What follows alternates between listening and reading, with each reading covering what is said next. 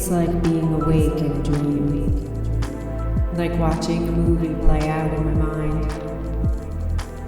Other lives, other versions of me, existing across the multiverse, transmitting a message, a broadcast. Do you remember? We're all eternal, stars wandering through infinity, on a quantum journey back to self. Are you ready?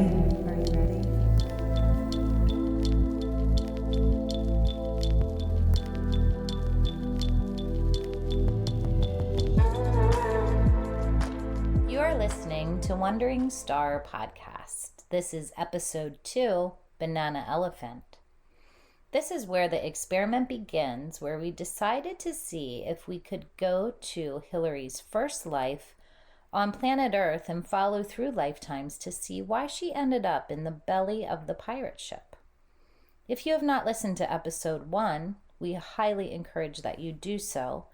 This podcast makes much more sense if you listen to each episode in order. Thank you for joining us. Enjoy Hilary's first life on planet Earth.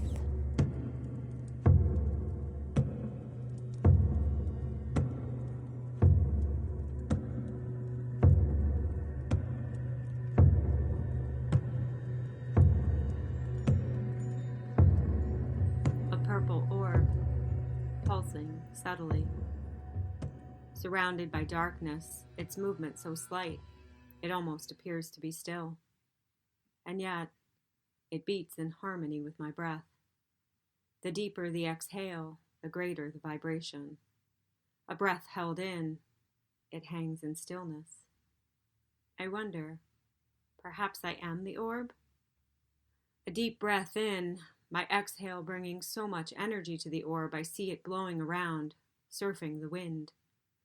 Another breath, I am the wind. Another breath, I am the orb.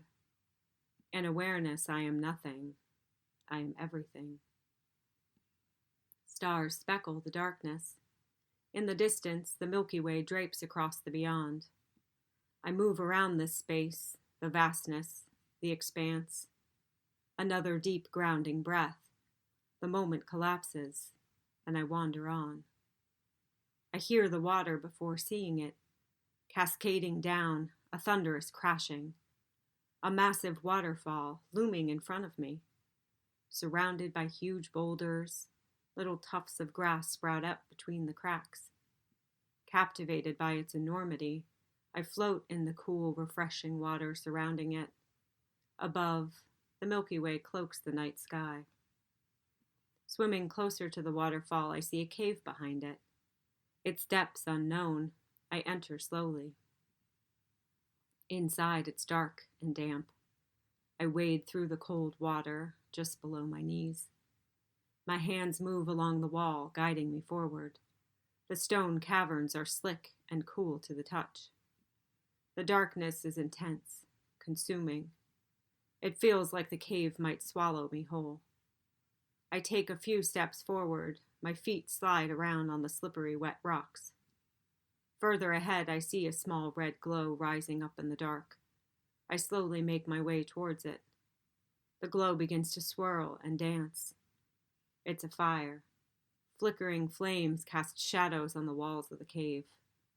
It radiates an intense magnetism, luring me closer.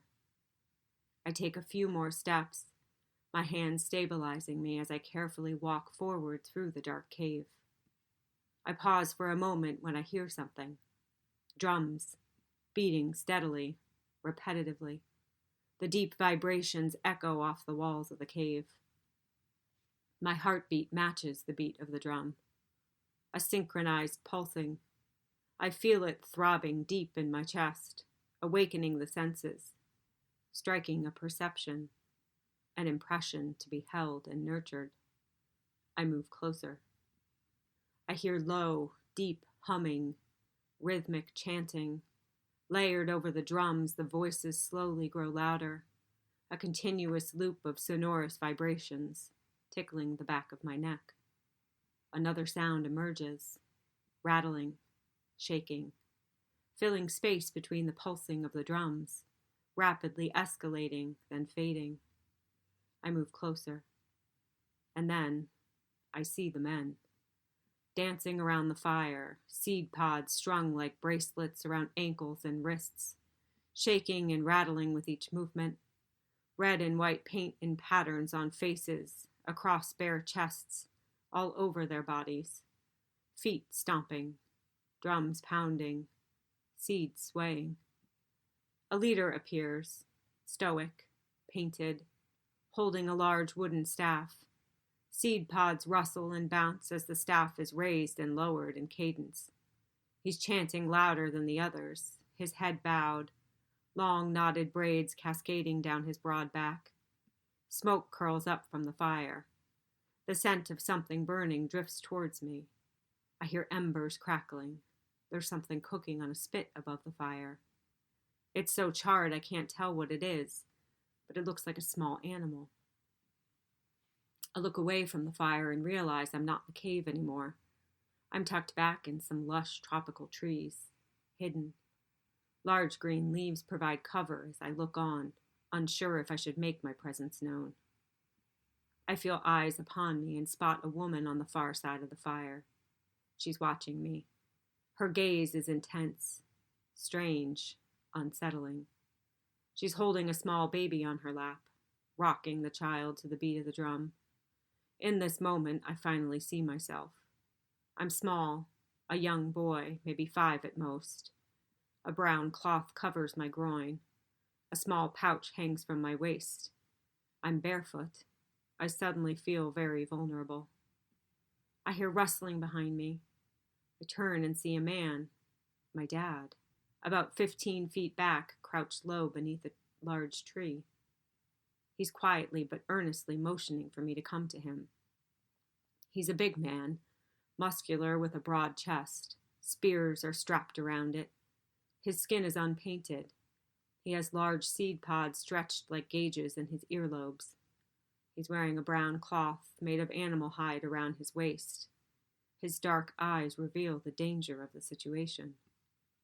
Turning back to the fire, the drum beat sucks me in again. Mesmerized, my heart beats in unison. Smoke curling up from the fire drifts towards me. It wraps around me like a warm blanket, holding me in a deep trance. The smell of burning flesh permeates my body, and in a flash I understand what this is. A sacrifice. These people are cannibals. That's not an animal cooking over the fire. It's a child. Horrified, I see the woman again, her steady gaze burning into me. She smiles slightly, a wicked, crooked grin. Her eyes appear red across the fire.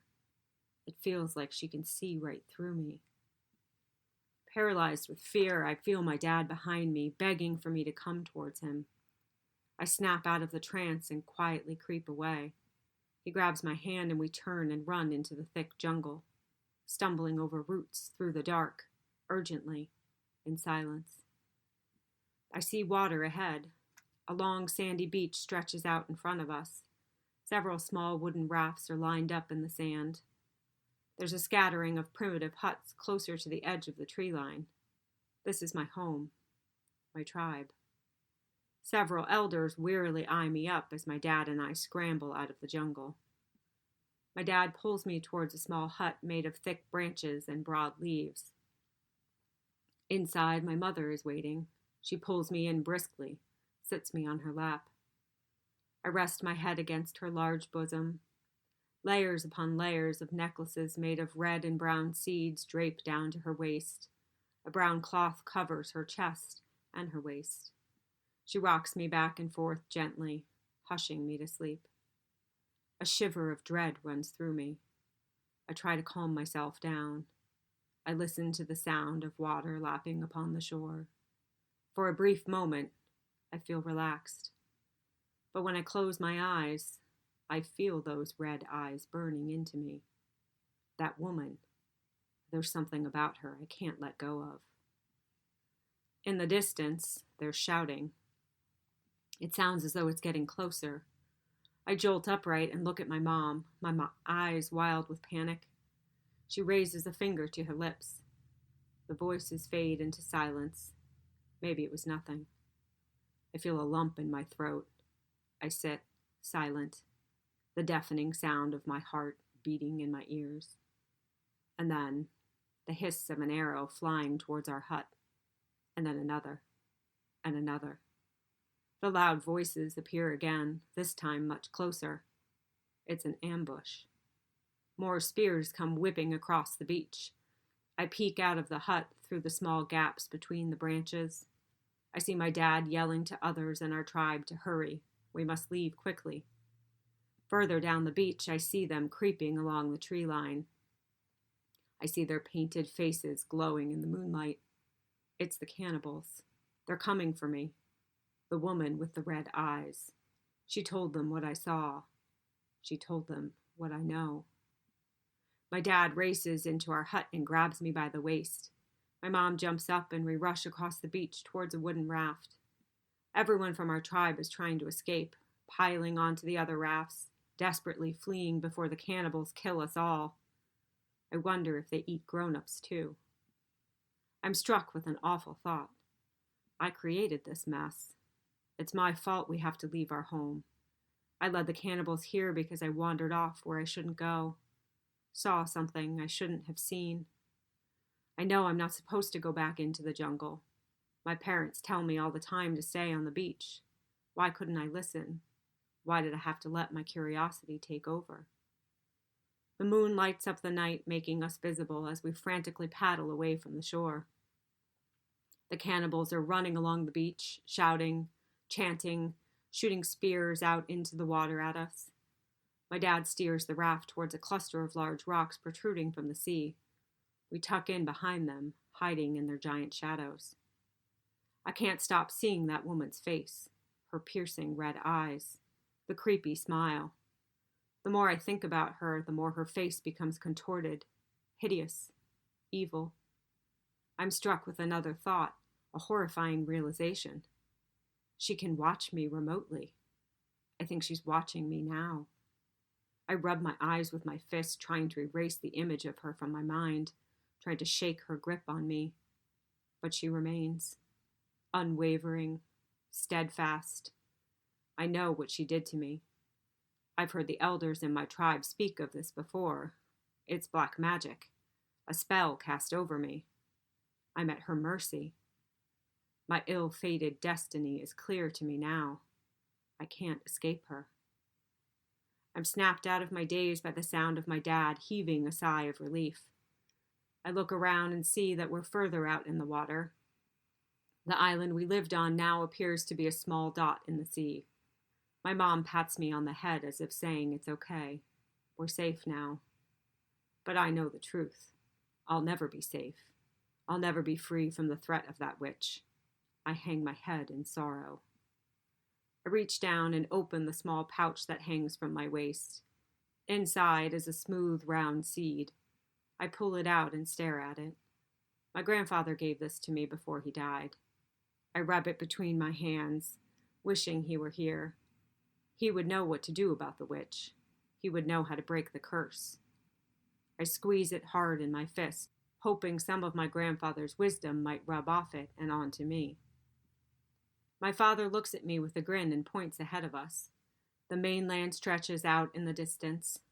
I feign a slight smile, pretending to be excited, relieved. I don't want my parents to know about the curse. If they know, they might fall victim to the curse too, or worry about me, their only child, lost to black magic. They would be devastated, disappointed in me, embarrassed at my stupidity. As we glide across the water towards our new home, I look up at the moon and wonder, will the witch haunt me there forever, on this new land, so far away? She does. I've been plagued by her curse for years. Nights spent awake in my new home, I close my eyes and there she is, her red eyes burning holes in my soul. I feel the drumming vibrating through my body, speeding up with intensity. A deep pounding in my chest as I once again get a whiff of the seared flesh. the staff thumping and rattling as it hits the earth, their feet stomping, the low chanting looping over and over in my head. Her grip on me is merciless, suffocating. I don't speak of it to anyone. I hold all of it inside of me. I let it consume me. It grows and grows, slowly becoming the foundation of my existence, a testament to the destructive power of belief. Time passes. I'm a young man now, sitting on the beach, my long, skinny legs stretch out in front of me. My knobby knees are covered in white sand. I listen to the soothing sound of the waves lapping upon the shore as I sit outside our home. Radiant blue ocean waters sparkle in the warm afternoon sun. I have a long spear next to me. I use it for fishing. I'm the best in the whole village at catching fish. It's because I have a secret trick, a simple rule. I do it every time, and it always works while the others in the village struggle. I wade out in the clear water with my spear. When I see the fish swimming around my legs, I pause. I thank them. I tell them they help feed my family, and for that, I am grateful. A simple rule. It works every time. I feel very different from when I was a young boy, more peaceful, like a burden has been lifted. On the sand in front of me is an altar of sorts. A large green leaf with a few feathers, a small pile of clay dust, some rocks and seed pods on it. I pick up an owl feather and run my fingers along the edge. I use it to brush some of the clay dirt around, then I pick up a large dark red seed, the one I kept in my small pouch, the one my grandfather gave me. I hold it in my hand and close my eyes. I chant quietly under my breath, Igbo, Amo, Mbale. This means I am free. After years of suffering, an awakening has occurred. A remembrance, really. In a vision, my grandfather came to me with a profound message. Remember your power. Take back your sovereignty. Become the master of your reality. The freedom you seek already exists within you. Simple, yet complex. A seed of truth planted, nurtured into fruition with some help from my friends. They live outside of my small village, away from my tribe, back in the thick trees near a large watering hole. I visit them every day. With them, I feel the most comfortable. It's here where I can fully be me without the fear of being judged. There's elephants and zebras, giraffes and monkeys, all living together peacefully, harmoniously. Without words, we understand each other. Without judgment, they let me sit with them, laying down my grief, my suffering, finally exposing my hidden fears. But there's one whom I'm especially close with, the magnificent lion. Our bond is sacred, eternal. His wisdom and authenticity are magnetic to me, and it's him that showed me the path to my true power. It started with surrender, fully, completely surrendering my beliefs. The belief that the witch with the red eyes had cursed me.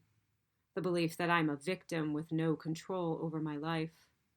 The belief that black magic would haunt me, master me for the rest of my life. The belief that I must live in fear. I slowly began to dissolve the prison I locked myself in.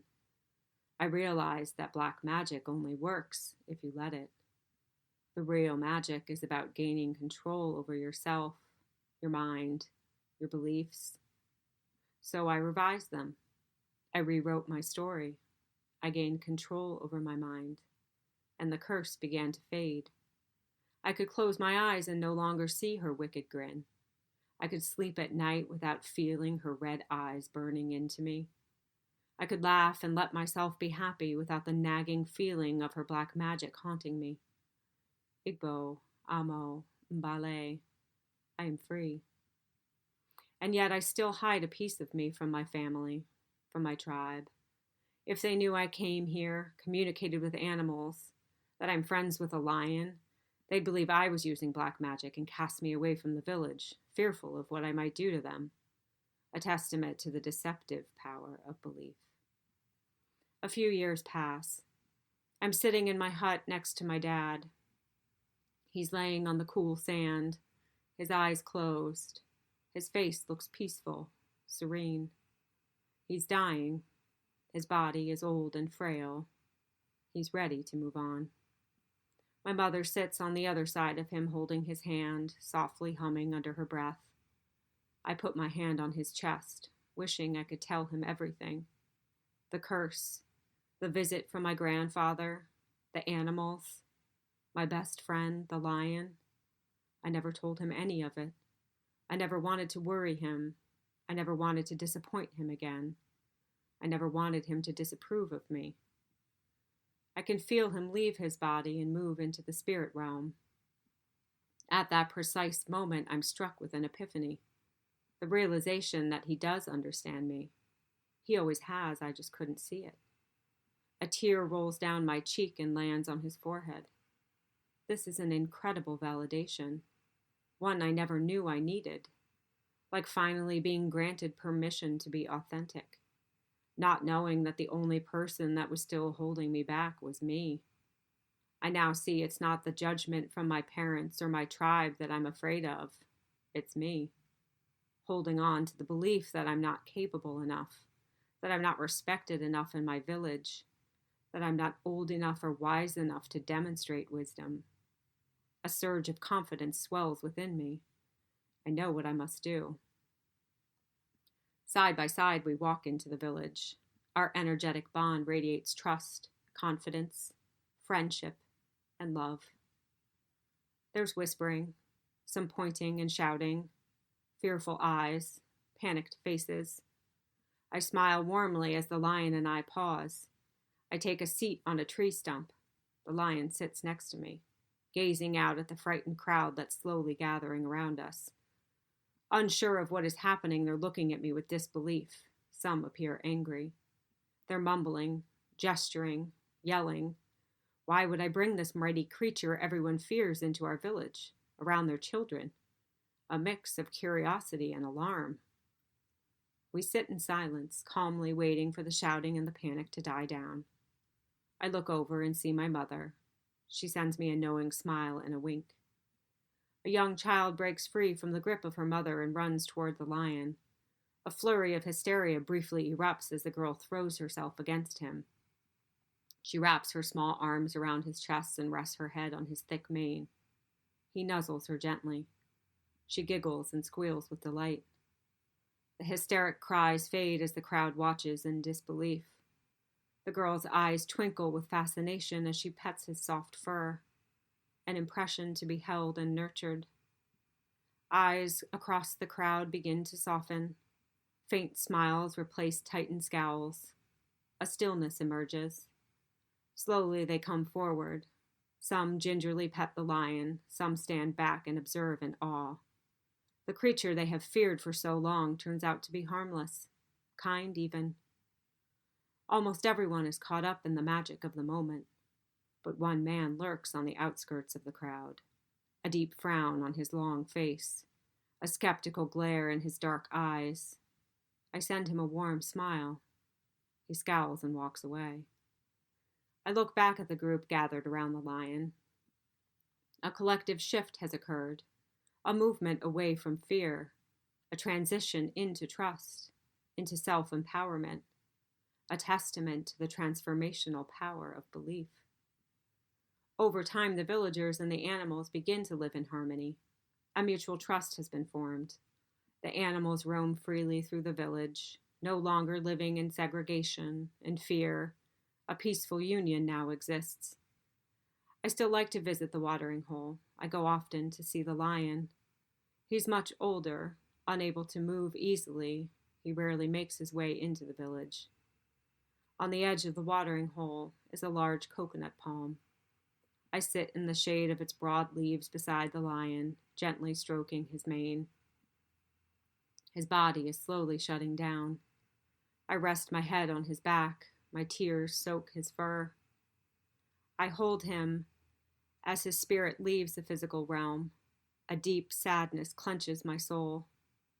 Our bond is eternal. I know this, but the grief cuts through me. He was my best friend. I will hold him in my heart forever, knowing he's always here with me. I will carry his courage and strength within me, lighting up even the darkest of caves. I will honor him by sharing his wisdom with others. It's time for me to take the lessons he's shown me and venture off to show others. It's time for me to journey on. I say goodbye to my mom, to the rest of the villagers and animals. I feel a mix of sadness and excitement as I embark on a new adventure.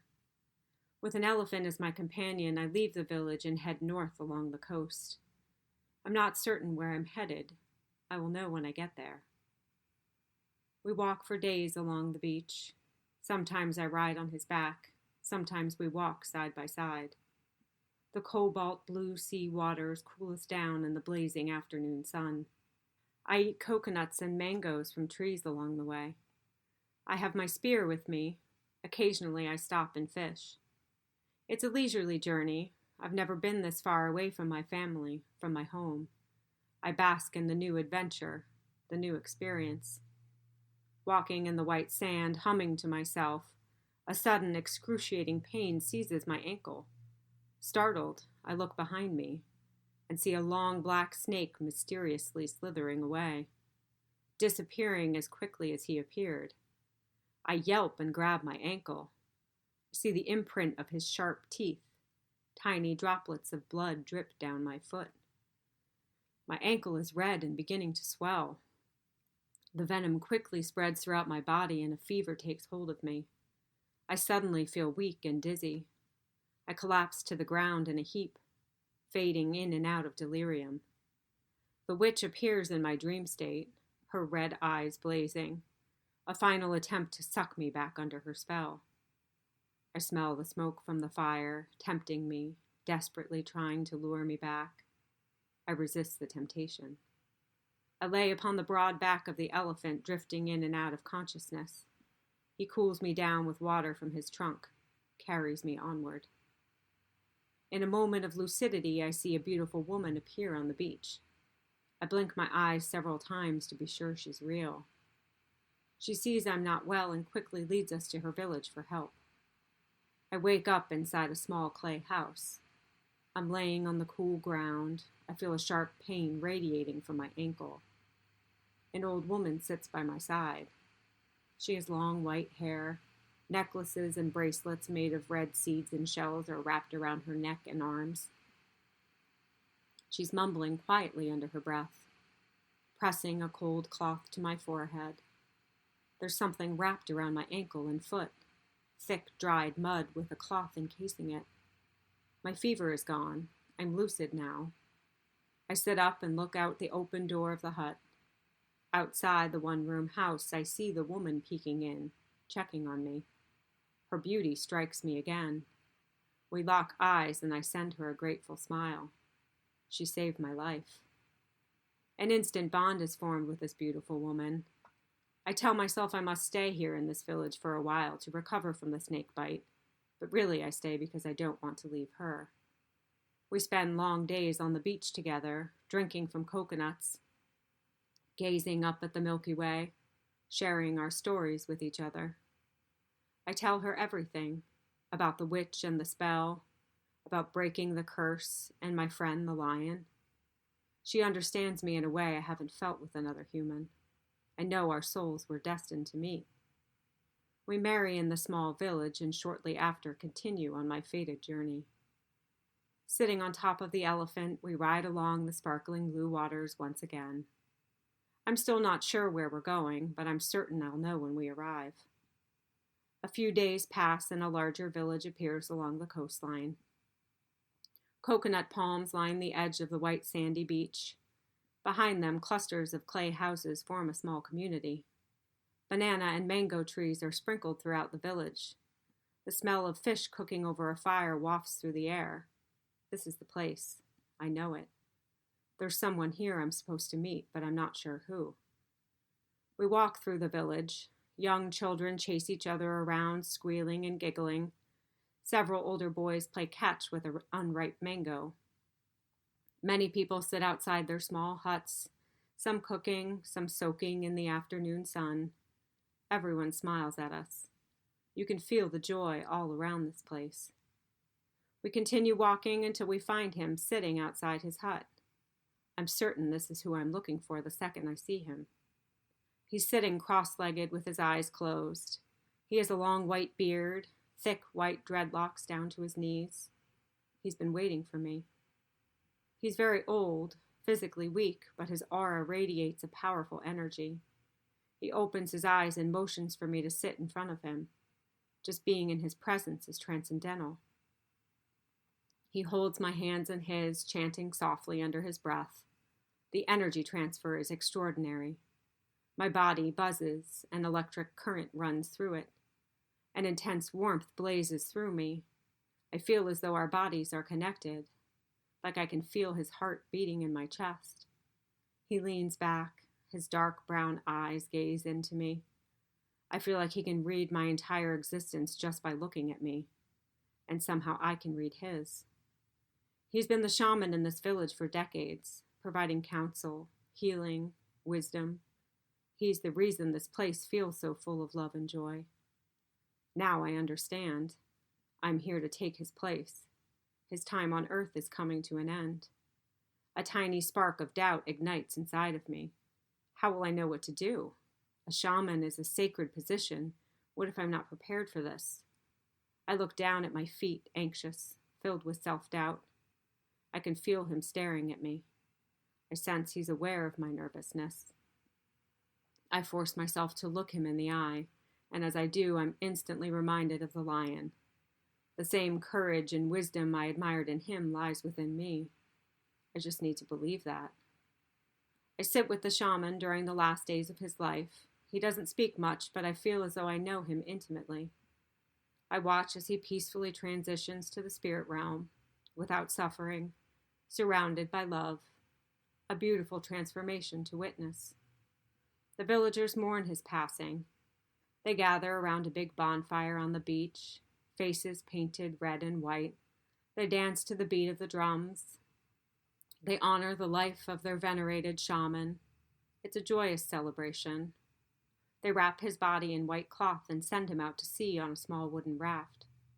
Watching him float away across the dark blue waters, a crescent moon smiling above, I feel his spirit here with me.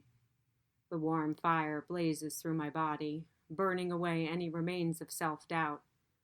I step into my new role with confidence, a testament to the limitless power of belief. Time passes. I'm an older man now.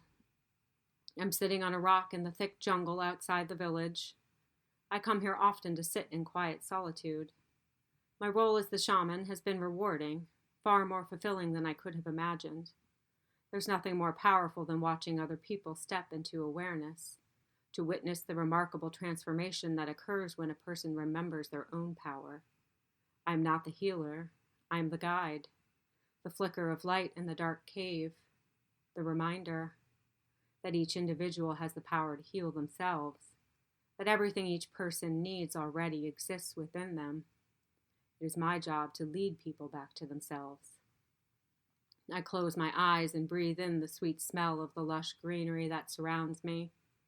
I know what's coming. I sit patiently and wait. It hits me in the chest, straight through the heart. The arrow pierces my flesh, knocking me off the rock. My death is instantaneous. I hover above my body, waiting for the killer to emerge from the shadows. I see him. I remember his dark eyes, filled with skepticism, with fear, the deep frown on his long face, lurking on the outskirts of the crowd as the lion and I sat in my old village. He drops down beside my body. At first he's silent. Then a burst of heavy sobs erupts from his thin frame. He slumps over, immediately filled with regret. This man has suffered for years, decades, tormented by his distorted beliefs. He too was plagued by a curse, an impression held and nurtured, a curse that haunted him, that drove him to kill. Driven by fear, his only solution was to take my life. I can see his remorse. I can feel his pain. I can feel the understanding he has now, that this wasn't the only way. Now he has to live with this anguish, this shame, this regret. I wish I could let him know it's okay. I'm okay. That I too was once captured by fear. I understand its grip. I understand its potency. I understand it shapes our beliefs, which shape our lives. The power of belief is limitless. It's transformational. It's destructive. It's creative. It's inspiring. It's cunning. It's lethal. The power of belief will either save us or destroy us. How we wield that power is up to us. The choice is always ours. The answer always lies within. We just need to trust ourselves enough to listen.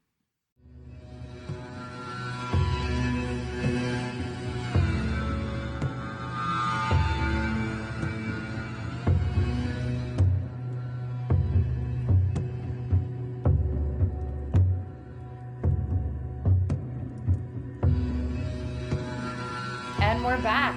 Again, I'm Keisha. I am the facilitator and guide through these quantum healing hypnosis sessions, and I'm joined by my co-host, Hilary. Hey, I'm Hilary. I'm the writer and narrator of the story portion of the podcast, and we're excited to be back here again. And this was, my second session with Keisha. And really the point where our experiment kind of takes off here. If you remember from the last episode, we decided to try an experiment to see if we could go back to my first life on planet Earth and figure out what the hell had to happen to me to get me into the belly of a pirate ship. And so we set that kind of intention before going into this session, and this is where I landed. So Keish, I think maybe you should explain a little bit to people why we decided to name this episode Banana Elephant. Yeah. So before the person, this is true for every session.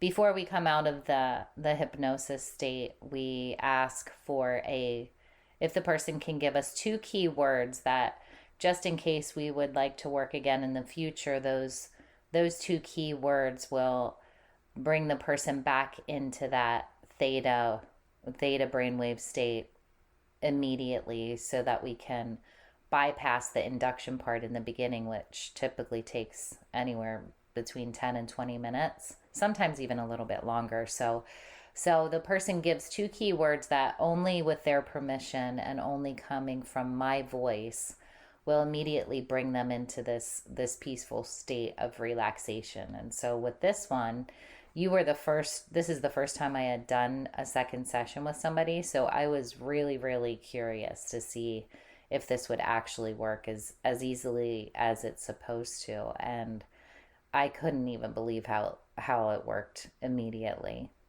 So yeah, it was a big difference from the first time I went into the session too, where I spent a half an hour seeing nothing. And this time these were like, this time it's like magic words. Right. This time it's like, okay, banana elephant a few times and we're there, like, no darkness. Who knew? Yeah.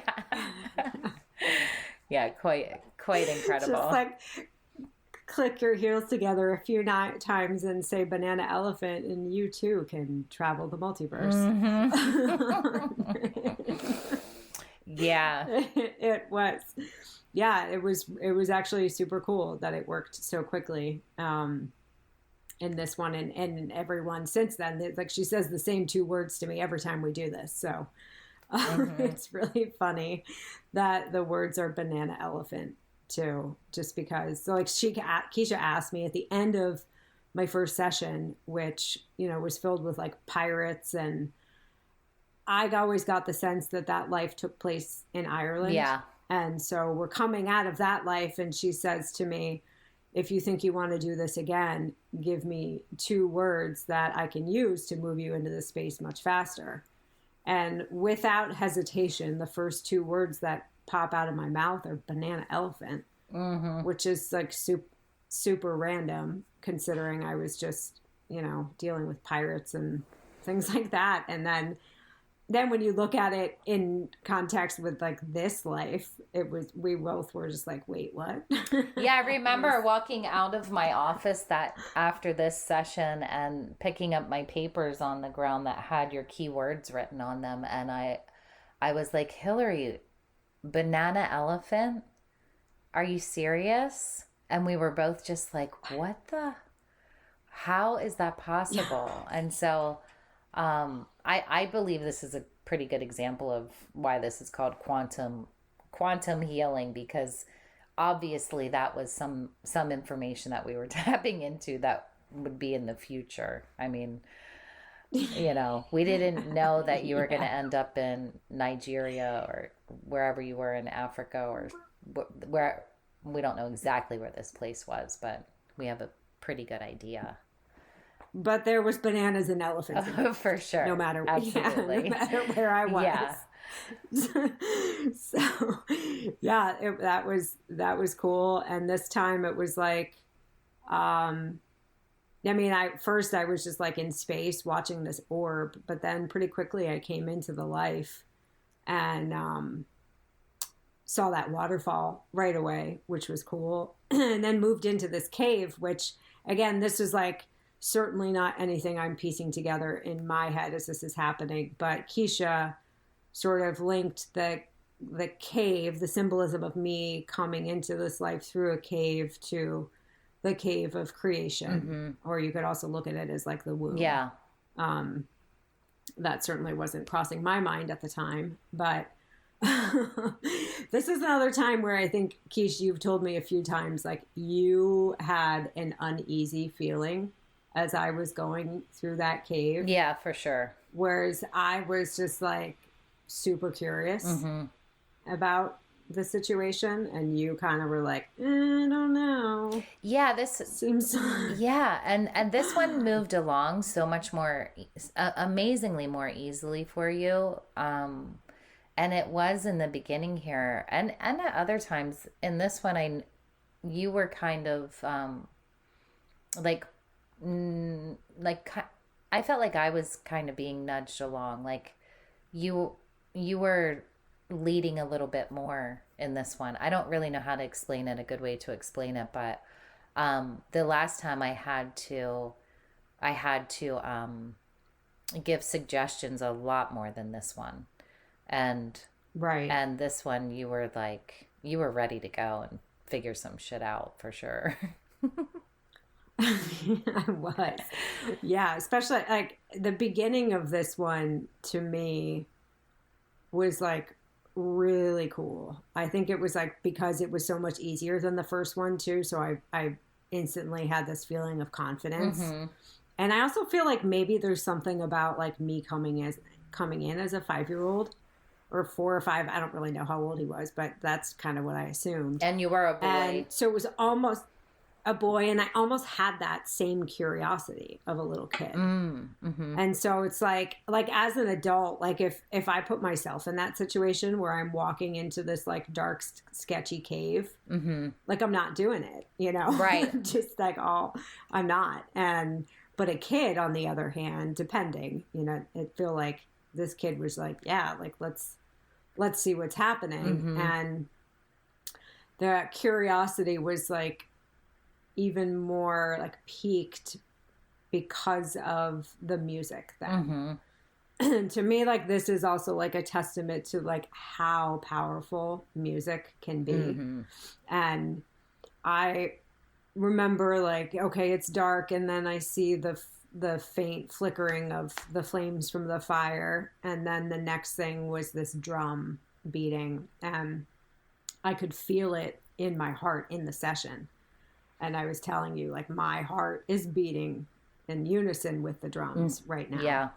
And that was really kind of what really helped pull me out of there. It was like, it was almost like this trance, or like it was captivating. It was like I was under the spell of these drums beating. And then these other sounds get layered in. It was like the chanting, and then the rattling of the seeds that the men were wearing. And it was like, like, you know, when you listen to some kind of like really good drum beat or some kind of really good song, like that shit does hold you in a trance. Definitely. You know? Like that, like music is so powerful. Definitely. We'll get into that a lot later. But, so yeah, like that, I feel is what really drew me out of the cave. And then kind of coming into that scene was like, I wasn't quite sure at first if this was the type of situation where I should like announce that I was there, like, what's up, guys? But you were asking me questions like, is this your family? Is this your tribe? And I just didn't really know. Mm-hmm. And I almost felt like it might be safe when I saw that woman sitting across the fire with the kid on her lap. Like, that's, you know, it's like, oh, well, maybe it's my mom or my grandma. And then I locked eyes with her. And that's when I was like, oh, hell no. Right. This is not a situation I want to be in, because there was something about her eyes that just like sometimes when I really think about them now, like they still can be kind of creepy. Yeah. Like, and this is the moment where like, you actually realized you were a little boy, I think, right? Once you had that. Yeah. Yes. As soon as I saw her, like we locked eyes like that, then it was like, then I finally came into my body. And I looked down and I was like, oh my God, I'm this tiny little boy. And I was like hiding under these big, I don't know, banana leaf, some kind of big leafy bush. And instantly felt like super vulnerable. Yeah. And then I hear this dude behind me, which that was like another one of those instant information downloads where it was like I turn around and see this guy and I was like, oh yeah, that's my dad. Right. And he certainly was like looking at me with his eyes like, dude, we need to go. You know? Yeah. But again, there was that music was keeping me there. Like there was something that was holding me in that kind of a trance. And then I realized what was going on. I mean, that was quite the realization. You mean what they were actually eating? Right, right. Because when I first saw it, I think I was describing it to you as like, I don't know, maybe it's a goat. Yeah. I was like, I don't know. It's really charred. I can't tell, but it's like a small animal. And then there was like, again, just this like instant understanding, this knowing that like, oh shit, these people are cannibals. Right. And I'm this like little kid. Like there's a kid cooking over the fire. And I'm this kid sitting here hiding, watching this shit go down. And it's like, can you even imagine a more horrifying experience for a young child to witness? Definitely not. And this is one of those other moments where like, when just the way, like the tone of your voice when I was asking you what they were cooking, the tone of your voice and like the uncertainty and all of that stuff, it's one of those moments where it was like, I for sure knew that they were cooking a kid way before you did. and so it's pretty interesting. And then with your father, how you describe like he didn't have paint on his face and things like that. It's like, right. It's so wild to, you can actually like feel it, you know, before, and you're just so into the scene that right. It's amazing. But yeah, so your dad comes and gets you, and then you realize that you were in a place that you weren't supposed to be. Most definitely wasn't supposed to be there. Yeah. And this point to me, like really, this was the turning point. Like the crucial lesson or message or whatever I got from this one was like this impression that was made in that moment in this boy, in this life, was like, he now has this like belief, right, that these people are evil. And then, well, I should skip ahead a little bit. So like I leave from there and I go back to my little like wooden hut or whatever, and I'm like hanging out with my mom and I'm trying to calm myself down. And I close my eyes and I see her eyes, like they're seared into my mind. And it's like, as a kid, I just think of this, and there's so many ways to interpret this, but to me, the way I interpreted it was like, he believes that now, like, because he can close his eyes and see her eyes like burning into his soul, whatever. And then he believes, well, now she can see him wherever he goes and he can never escape her. And the way that I think about it is like, anytime we see anything traumatic happen, it's like you close your eye. You see a car accident that's really bad, right? You close your eyes. Later that day, you're going to see that shit. Mm-hmm. If it's something traumatic, that shit replays in our heads over and over again. It doesn't mean that we're cursed for life. Right. But if you are an impressionable young boy, you form this very powerful belief at that moment. And that's the way I interpret this, is that this boy then forms this extremely powerful belief that this witch has now placed a curse over him, that she's got some kind of black magic spell that she's used on him, and he'll essentially be under her control for his entire life. And he doesn't talk to anybody about it. He doesn't want to worry his parents. He doesn't want to embarrass anybody or embarrass them because he's, been cursed by this witch or whatever. So he just like keeps all this inside, and this belief grows and grows for so long. And unfortunately, he's able to break it. But I just think about that in relation to like my life and how many of us, especially at such a young age, I think it's like up until the age of 7, our subconscious mind is essentially this like sponge that's just absorbing all of this information and all of these beliefs that we carry. Maybe not all of them, but a lot of them are formed in those early years. And those things are powerful. Like many of them we're not even aware that we carry, that we have. Yeah. They do become part of our personality after a period of time, like those traumatic experiences and not having the emotional intelligence to actually process that information as a small child does form. I mean, that's a whole discussion in and of itself, but for sure does form the personality. It's right. But I also just thought of something that I honestly never really thought of until just now, but I think this is really interesting. Is like, okay, so let's say this boy actually did start to tell people that, oh my God, this witch put a curse on me. I mean, I got the vibe that people in his village all did kind of believe in black magic. So maybe this isn't really relevant in this situation, but like him not saying anything to anybody and holding all of this inside really let that belief continue to like grow and grow and grow. Right. And that it just reminded me of like something that I still kind of struggle with, but certainly as a kid, of being really private about the things that I'm thinking and feeling. And especially as a young kid, like I wouldn't tell, my mom had to like pry information out of me. She would always say like, what's going on? You need to tell me how you're feeling and I'm just like, I'm fine. But she's like, I know you're not fine. You have to talk about this shit. And so I literally just thought of that. Like, that's interesting to me that it's like almost the more you bottle this stuff up inside too, right? Then it just continues to fester, obviously. Yeah, I think it's a fine line though, because if you do tell the wrong person who also believes the same thing that you believe, then then you could, and maybe that's part of it too. Like part of the fear of sharing with people is maybe there was a part of you that because you believed it, you didn't want other people to believe it also, maybe, or certain people. Well, that's actually like, sorry. No, that's it. I didn't mean to cut you off. Well, I was just thinking that's actually the perfect example of this situation.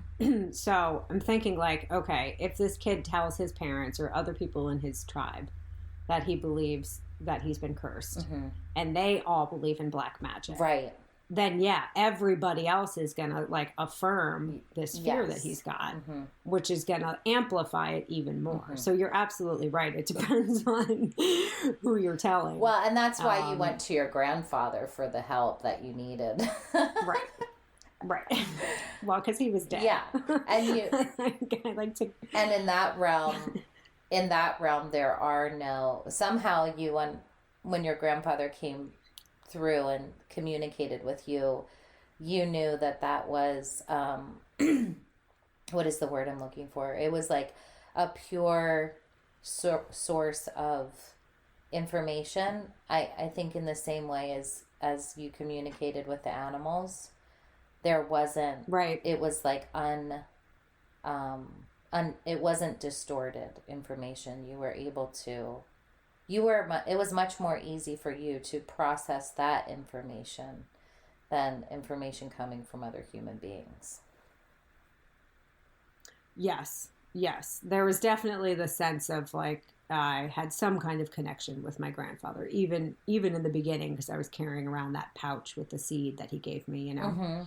Mm-hmm. And so yeah, it was like, I'm guessing I was late teens maybe when we had moved ahead, and I was saying like, you know, I feel different now. I feel free. It was like I had been able to communicate with him on the other side, and he told me, you have to remember your power. Mm-hmm.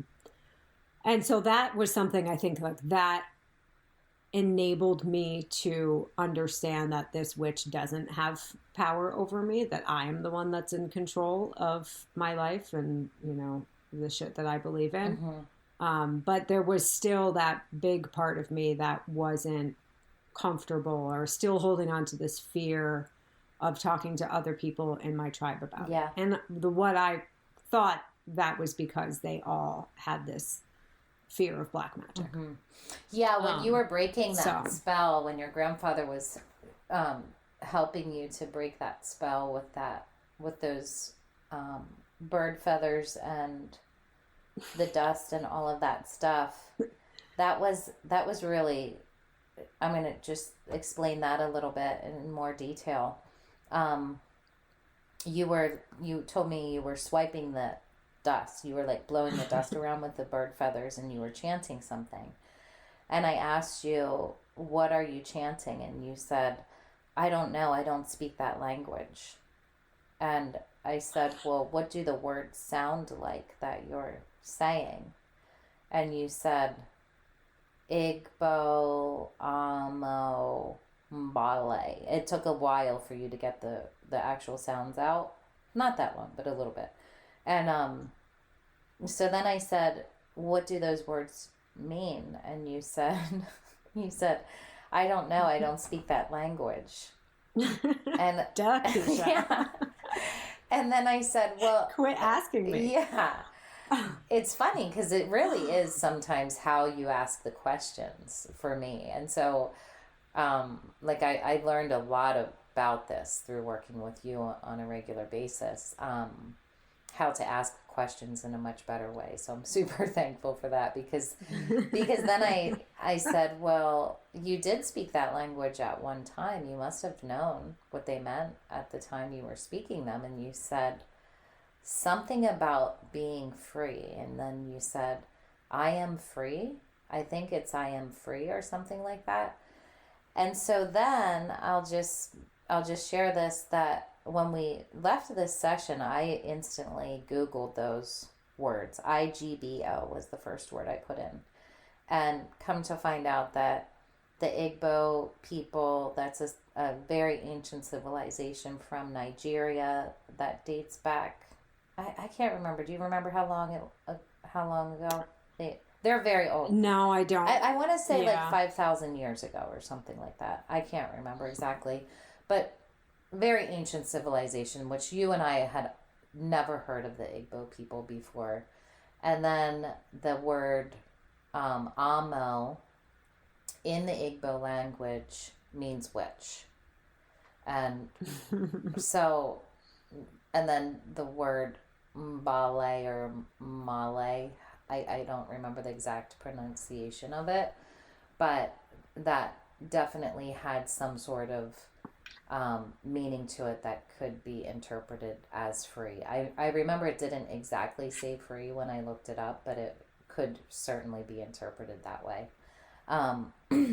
So it's pretty cool that we have, you know, the all this information available in today's world, which is different than Dolores had when she was doing this work, that we can actually look things up and find actual information about things that we have no idea of when they come up in these sessions.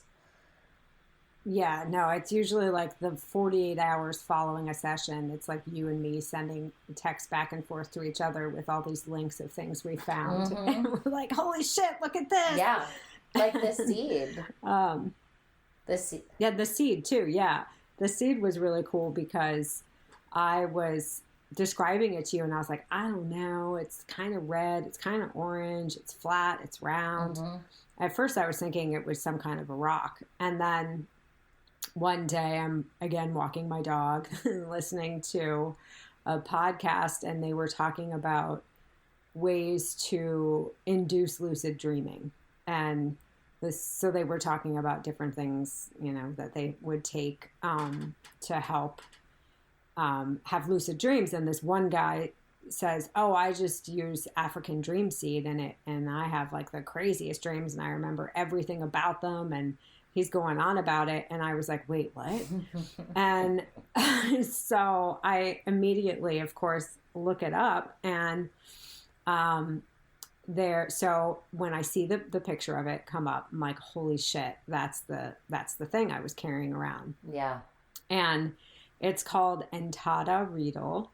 And you can get it online. I've gotten several of them. And people have used it all over the world to connect with the spirit realm, Mm-hmm. to connect with their ancestors on the other side and receive insights and messages. And so, of course, yeah, I had to buy some. And they're really hard. They're like the size of a golf ball, but if it was flat, like a pancake. Mm-hmm. And I only tried using it one time, and I had to like use an axe to break it open. It was a little sketchy. and then I didn't, this was like when I was camping in the desert in Nevada. So I was low on equipment and but I did for some reason have a mortar and pestle with me. So I like used an axe to break it out of this pod and then chop it up and then put it in this mortar and pestle. And so it's supposed to be this like fine powder that you can either, I think you can smoke it, like you can put it in with like tobacco or whatever and smoke it, or you can turn it into a tea. And so I opted for the tea route, but it was really just like this weird, chunky, tasted like big chunks of nuts in this tea. I did not connect with any ancestors that night, but I will try it again in the future probably. If I have like a, I don't know, coffee grinder, although it might break the blade. It's pretty tough. But anyways, another example of something that showed up in one of these that then later it's like one of us will hear about it or whatever. And it's like, I never would have thought that was an actual thing that people would use to connect with the spirit realm. Mm-hmm. But sure enough, it was. And yeah, that was like another really cool little thing from this one. Yeah.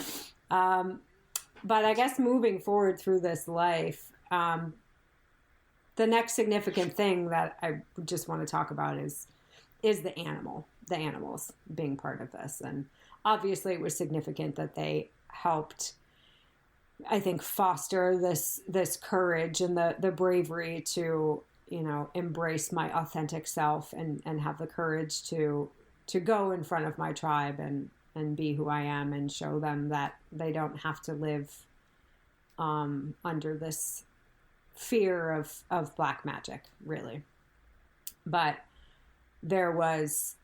so I had like friends with all of these animals, but then this lion that I was really close with, this moment in this session for me still like makes me want to cry a little bit when I think about it, as that lion's face appeared right in front of me. Like I could see his face right in front of mine. And as I was looking into his eyes, telling you about this lion, I instantly knew that those eyes were the eyes of my dog, Walter. And I was like, oh my God, it's Walter. And this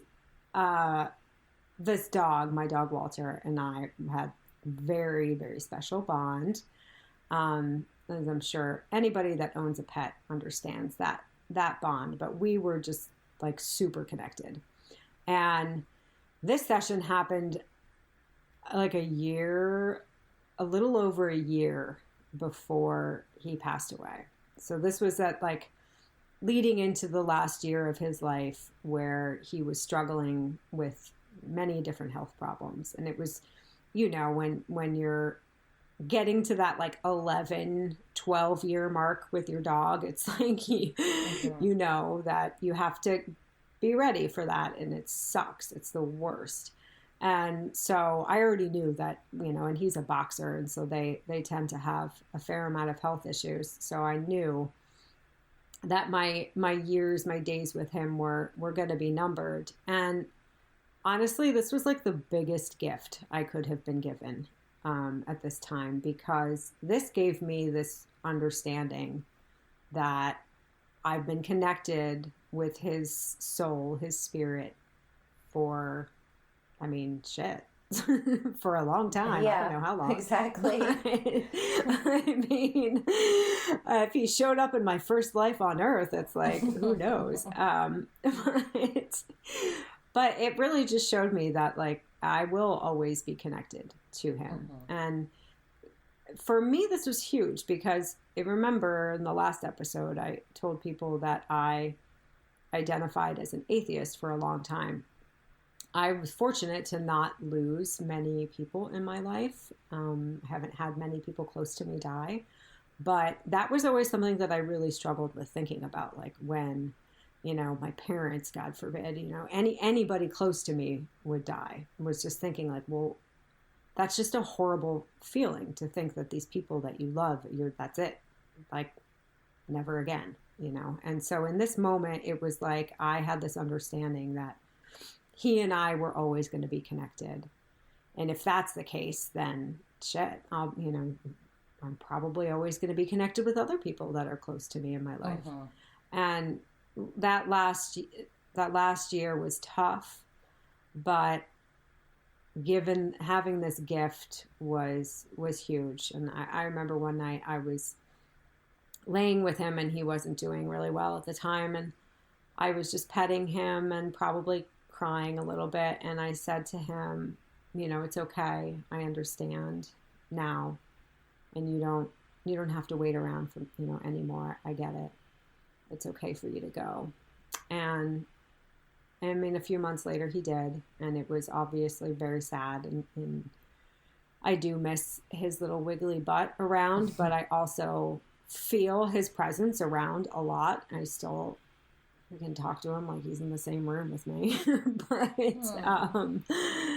yeah, Bubby, we just had such a bond, and that, I don't know, that was just such a gift for me to have this understanding that it wasn't goodbye forever, that I'll see him again. And he waited, sometime. I truly believe, because I think it's incredible that, as you shared yesterday when you first started doing this, Bubby was the one that was with you on that walk when you had that first moment of this spiritual awakening. And I really do believe that he did hang around and wait until you had this understanding and knowing that he will always be here with you. And then once he knew that you knew that, he knew it was okay to move on. I believe that. I 100% agree. I agree with that 100% too. I know that. Right. And that's the other thing about doing these sessions. It's like these understandings or these, things these gifts that I'm given, again, it's like there's no doubt in my mind. I wouldn't come out of this session and question like, well, I don't know, am I really going to be connected with Bubby? Like, are we? moving through a lot of these lives together, and it's just like, nope, I know this to be true. I feel it in my heart. I feel it in like every bone in my body, every fiber of my being. It's truth. That's for me. That's incredible. And that's incredible. That's all I need. Mm-hmm. Yeah. Yeah. So then what else? Did I miss anything about the animals that you want to talk about? Well, I wanted to share a little bit about, because I think this is funny, the first time that you put the story together for this one, you left out the fish.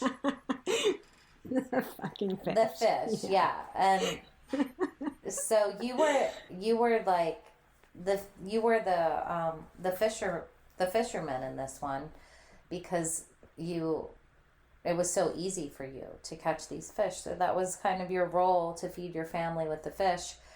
And this was my favorite part about this whole session. And so the first time you read the first version to me, I was like, Howie, what about the fish? And you were like, yeah, well, I don't know, Who cares about the fish? Yeah. It was like the least significant part of the entire life for me. Yeah. Was fishing, which is really cool Yeah. then to know that that's like the most significant part for you, because that just again shows like everybody can interpret these in so many different ways. Yeah, and how different this experience is for you and I who are doing this together, because I'll just share a little, I'll just explain why that was so beautiful to me, because it reminded me of when I was a kid and I played in the forest all the time, and in the woods across the street from my house. All through elementary school, I spent most of my time alone in the woods, and that's where I learned to communicate with God,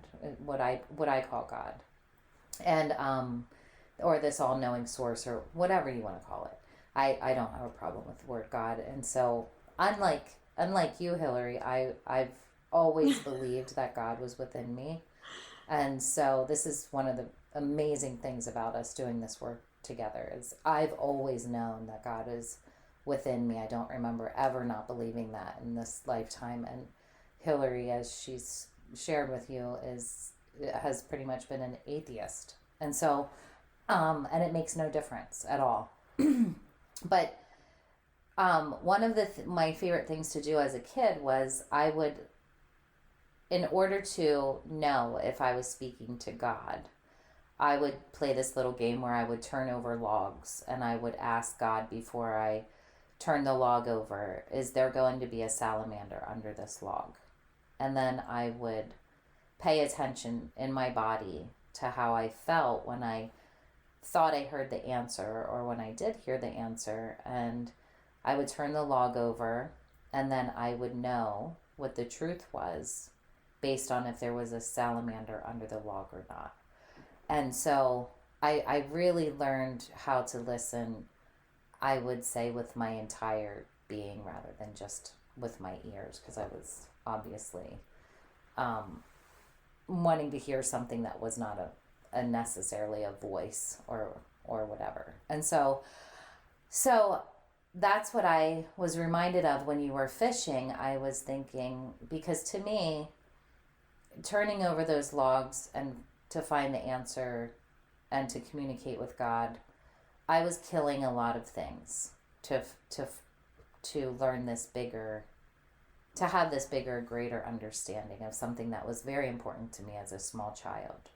And so I convinced myself that all of these ants and beetles and all of these things that I was destroying their homes and killing them and injuring them, that they were all in some way willing to sacrifice themselves in order for me to find this very important, bigger question. Like, I convinced myself that they were willing to do that so that I could build this relationship with God. And so that's what I was thinking about with the fish. I was just amazed at this whole thing, because I was like, the fish are willing to sacrifice their own lives so that you are able to feed your family.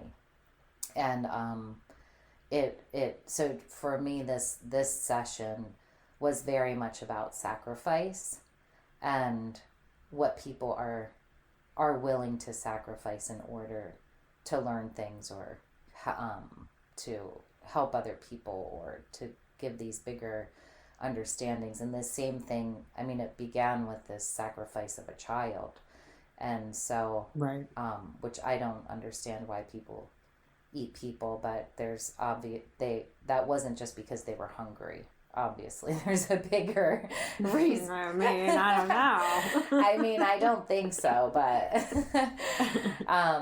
so to me, the whole this one was really sacrifice would be the overall picture of what I was Right. what I was learning from this one. So Right. mm-hmm.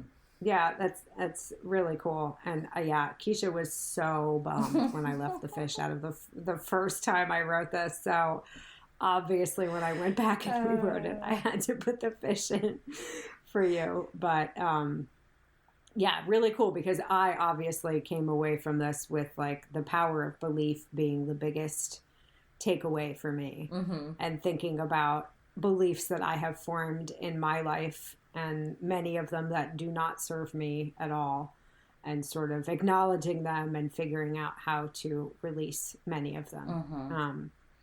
So this was a sort of a catalyst for that for me.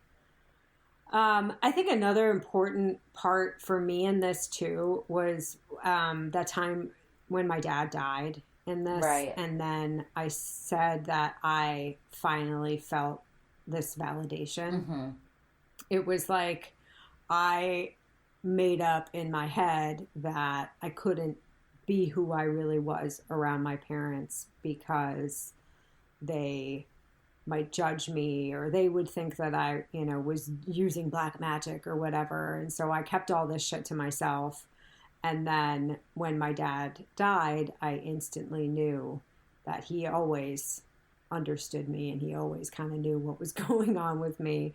And I felt like I had this approval and this validation from him, which then gave me the confidence to bring the lion into the village and show everybody, do my little demonstration. Yeah. But I think that for me has been something that it's like, on the one hand, that can be fantastic, right? But on the other, so I'm thinking about moments in my life where like I wanted to do something, and before I started my business, and I, kind of just like lay out the plan for people, and, people in my family or friends, once I kind of get their approval, then it's like, yeah, I'm going to do this. I'm going to like crush this. And so you do get this like burst of confidence. That's like, yeah, okay, I got this. Right. And then sometimes you don't get that, which, like, okay, I'm just going to say with this podcast, for example, not that anybody's disapproving of what I'm doing, but a lot of people that are close to me don't really understand what I've been doing. And so I haven't really talked about it as much, because I honestly feel like they're going to understand a hell of a lot better if they listen to this, rather than me trying to explain all these lives and what's going on. And so this is like one of the first moments for me in my life where I haven't been like seeking validation and approval from family members. And although I did recently see my dad, so if you remember from the first episode, that he's a behavioral scientist, Right.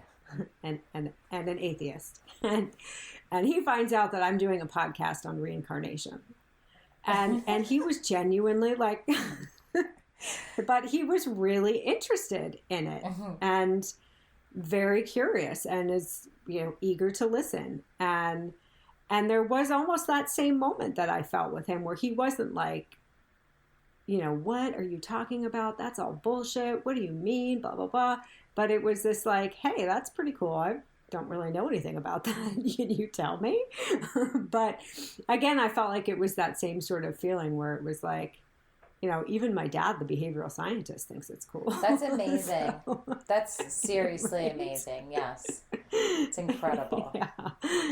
Yeah. Yeah, because it gives like this it makes me excited, because, I know a lot about your life story, and so I'm super excited for especially your dad. I know I've said that to you before, because It's it's uh it's interesting how people have such an impact on our own lives that even they are not aware of, very positive and negative ways, and in all the ways. And so I think he'll be really excited to listen to it, honestly. I think. Oh, he's definitely curious. So I'm sure he'll be listening. I think that this is probably a good place to talk about the black snake just a minute. Just give a little. Right. Just so that black snake, and again, this is another cool way that symbolism, I believe, shows up.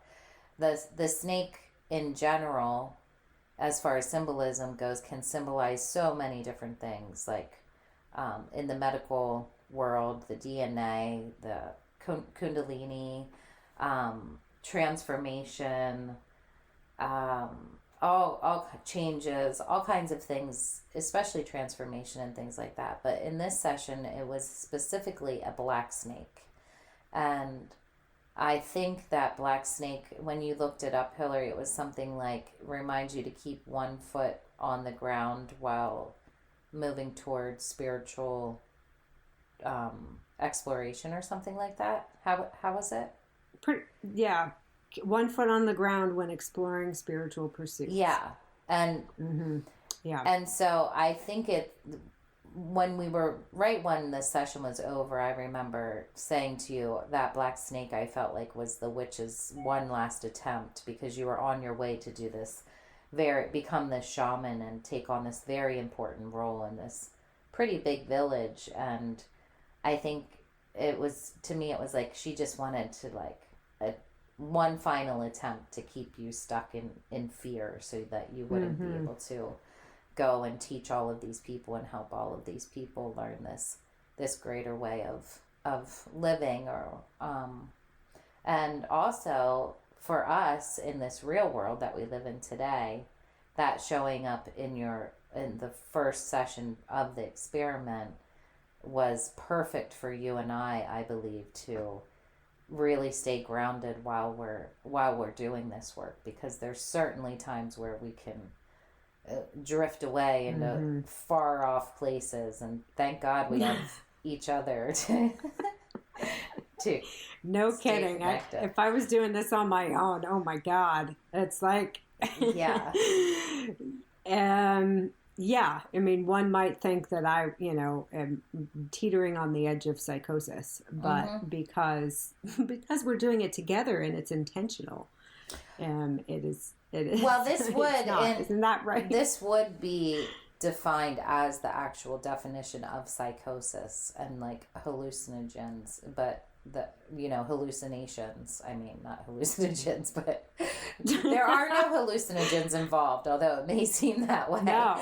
But no, none. I'm stone cold sober, and that's absolutely necessary. And but this would truly meet the definition of psychosis, but because we are intentionally going into this space, I know that Carl Jung in his explorations into his unconscious mind, I've heard him plenty of times explain that the only reason why it isn't labeled psychosis is because it is intentional.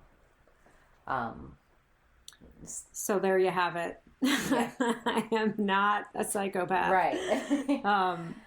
Yeah. So how about that wife of yours in this one? Tell us a little bit about her. about that wife of mine. I don't know shit about her. Yeah.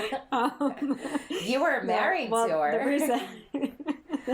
The reason Keisha's bringing this up is because this wasn't something that I really pieced together until much later in these stories and these sessions. But okay, so I see this woman on the beach and I'm telling Keisha, like, she's this beautiful woman, and then, then we get married and she understands me like nobody else has. And it's this really deep love. But I'm telling her all of this and I have absolutely no feeling about this woman. I don't even have a clear image of her in my mind. I know, it's so weird. I couldn't tell you what she looks like. She's a blob to me. She's down there with the fishes. I would have left her out of the story if I could. But I felt like I needed to keep her in there. So, but yeah, it's interesting that like I have no attachment to her. I never felt any attachment to her while we were doing the session, and then writing about her and talking about her now. There's just like, yeah, there's nothing, which is significant, I believe, when we move forward. Mm-hmm. And so it's like these other, like the lion and even the witch and the shaman, and those are characters that show up in this one that I have very strong visual images of. I can see them vividly right now as I'm telling you this, and feelings about them. But that wife of mine, man, I don't know about her. Yeah. I just have like, there was nothing really, so it's really interesting. Yeah, that's all I have to say about her. Yeah, I think to me it's very curious. So you came into this one, and one of your first experiences as soon as you walk into that cave. So you come into water, into nature, very connected to the world around you and the natural world. And then as soon as you enter that cave where man is, cave of creation, the womb, whatever you want to call it, you're quickly encountered by man. And man as in humanity, humans, civilization. That very quickly is followed up with fear. And so that man is to be feared belief.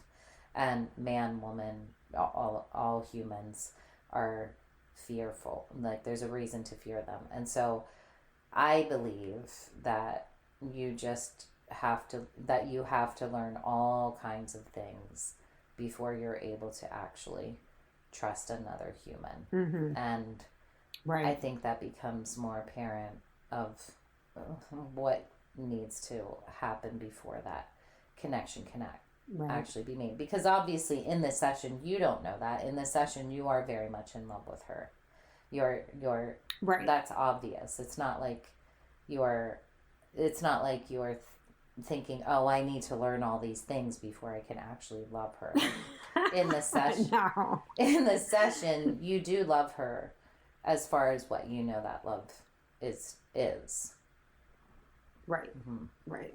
And so then you're sitting out in the jungle or at the edge of the jungle, and you know that something bad is going to happen before it actually happens.